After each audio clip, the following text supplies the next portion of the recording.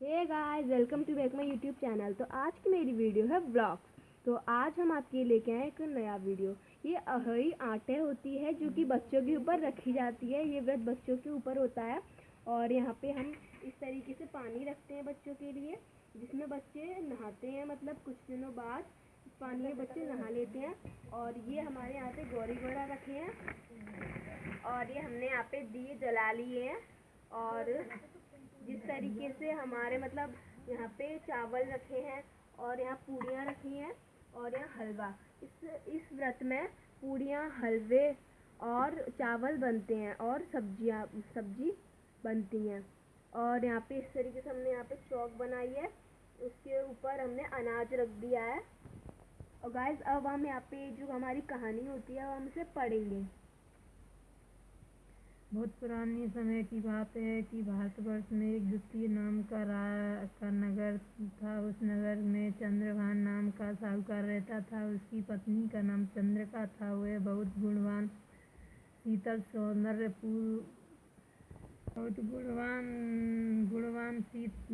सौंदर्यपूर्ण चरित्रवान और पतिव्रता थी। उसके कई पुत्र और पुत्रियां हुई, परंतु वे सब छोटी अवस्था में ही यमलोक को चले गए। संतान के इस प्रकार से मर जाने से वे दोनों बहुत दुखी रहते थे। वे पति पत्नी मन ही मन सोचा करते थे कि हमारे मरने के बाद इस वैभव का कौन अधिकारी होगा। एक दिन दोनों ने निश्चय किया कि सब धन आदि को त्याग कर जंगल में वास किया जाए। तब दोनों दूसरी बार भगवान के ऊपर छोड़कर जंगल के लिए चल दिए। जब चलते चलते थक जाते हैं तो रुक रुक कर आगे बढ़ते।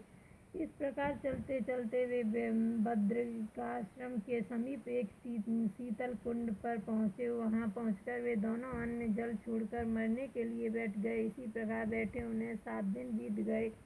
7वें दिन आकाशवाणी हुई कि तुम लोग अपने प्राण मत त्यागो। यह दुख तुम्हें पूर्व जन्म के पाप के कारण ही हुआ है। अतः अब तुम अपनी स्त्री से अहोई आठे के दिन जो कार्तिक वदी आठे वो आती है वह व्रत रखवाना। इस प्रकार के प्रभाव से अहोई नाम की देवी प्रसन्न होंगी और वह आपके पास आवेंगी। तब तुम उससे अपने पुत्रों की दीर्घायु मांगना।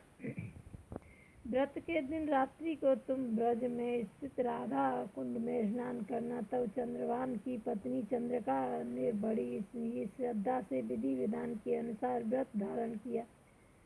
रात्रि को वे दोनों पति पत्नी राधा कुंड में स्नान करने गए। जब साहूकार स्नान करके वापस आया तो उसने अहोई नाम की देवी ने दर्शन दिए और साहूकार से वर मांगने को कहा। तब साहूकार ने वर मांगा कि मेरे बच्चे कम आयु में ही देवलोक को चले जाते हैं, अतः उनकी दीर्घ आयु होने का वरदान दो। अहोई देवी ने कहा, ऐसा ही होगा। यह साहूकार वह कहकर अहोई देवी अंतर्ध्यान हो गई। कुछ दिन बाद साहूकार के एक पुत्र हुआ जो बहुत ही विद्वान, बलशाली, प्रतापी तथा ऐशमानी हुआ।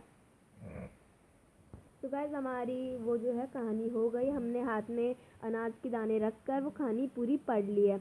और अब हमारा अर्घ का समय हो गया। इसमें तारों को पानी देते हैं, जिस तरीके से करवा चौथ में जो चांद होता है उसको देते हैं, लेकिन इसमें जो है हम उसको करवा चौथ में जैसे चांद को देते हैं, इसमें हम तारों को देते हैं। तो चलिए, इससे पहले अब हम इन्हें पूज लेते हैं हल्दी से। तो गाइस, हमने यहाँ पे गौरी गौरा को भी पूज दिया है। तो गाइस, ये जो थाल है इसे हम सासू माँ को देते हैं और इसे सिर्फ सासू माँ को ही देते हैं। चाहे आपकी पड़ोस की क्यों ना हो, वो नहीं दे दीजिए, लेकिन इसे जेठानी या ननद को नहीं देते हैं। इसे सिर्फ सासू माँ को ही देते हैं। और मतलब अगर आपकी सासू माँ ना हो तो आप अपनी पड़ोस की सासू माँ वगैरह को भी दे सकते हैं। तो चलिए, अब हमारे तारे निकल गए हैं और अब हम तारों को अर्घ देने चलते हैं। तो गाइस देखिए, अभी ये आसमान में कुछ दिखाई नहीं दे रहा है, लेकिन तारे निकल चुके हैं। वीडियो में दिखाई नहीं दे रहा है। और अब हम अर्घ दे लेते हैं। चलिए, तो गाइस चलिए, हमने यहाँ पे अर्घ दे दिया है अब।